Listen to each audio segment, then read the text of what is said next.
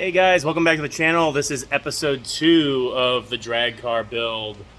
Made enough progress. I feel like there's enough content here for this episode. Go ahead and mess with the camera because I'm an amateur. So got the rear end pulled apart. First of all, I have the subframe there.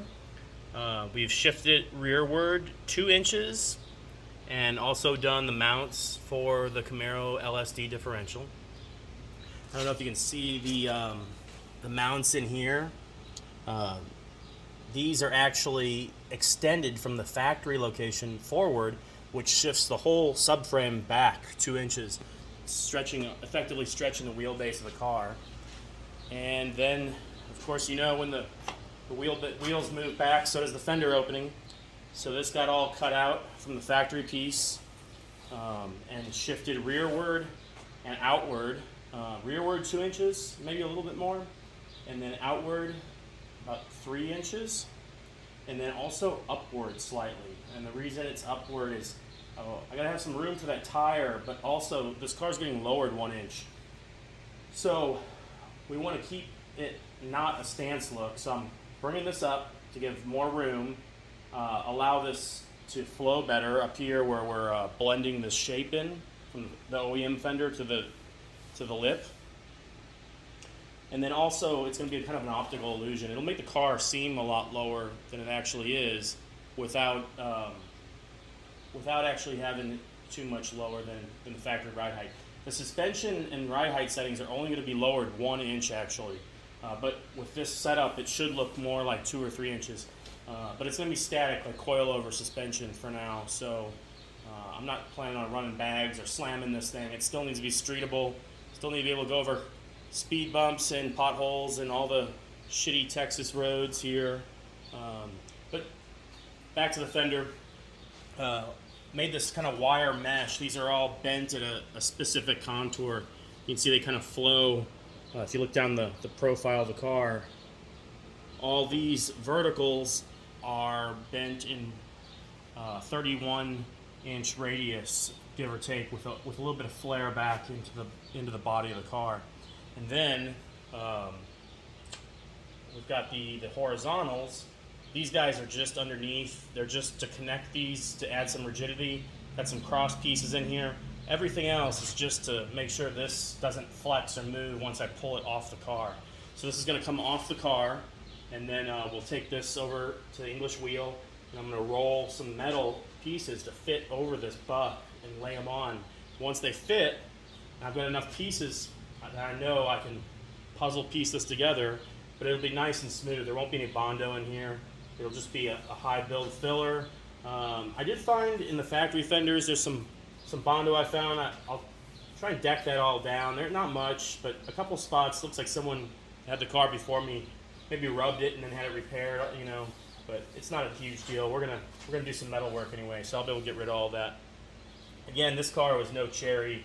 It's was started off as a wreck repair, not bad wreck. Had a little damage in the front, but that all got fixed by Hugh over at Ace Paintless Dent, and he does a lot of Miata stuff. That's where I got the car. He's been a huge help too. So I'm taking this over to the English wheel.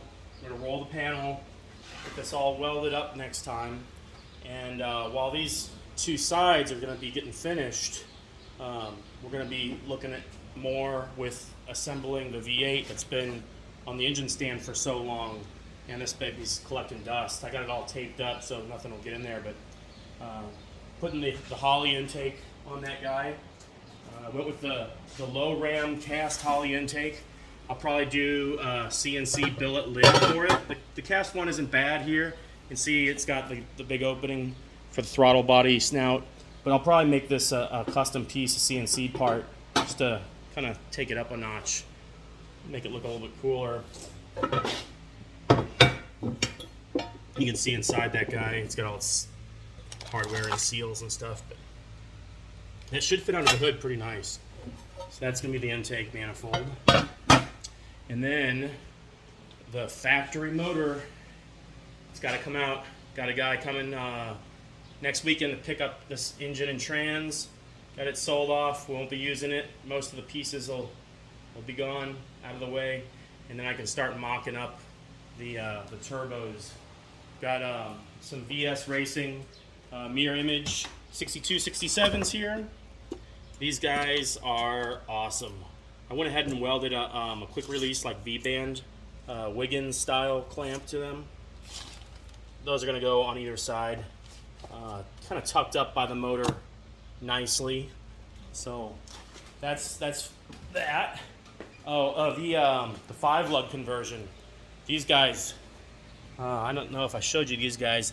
5x114 conversion is done. I'll go around to the other side of the car so you can see what those hubs look like. This is going to be fun. So we've got these huge 18x10 wheels, and I wanted to run, factory rotors and stuff. So these actually fit the NC, the previous generation MX5 rotors with the ND calipers in the factory location. So it all bolts up with factory parts, and then we can put our huge 5x114 wheels on. Same in the front. These guys are ready to rock and roll too. I'll probably be doing a larger brake setup in the front, and maybe the rear too. Maybe space it out with maybe one of the flying Miata kits or one of the like. But that is episode 2. Like, subscribe, follow the channel for more. We'll be doing more with like side skirt molding and the rear bumper once we start welding in the English wheel panel. Episode 3, look out for some English wheel action. I'll try and get some video of that process while I'm doing it, and you'll see how those panels are formed to get this nice compound curve. So check it out. Thanks. Bye.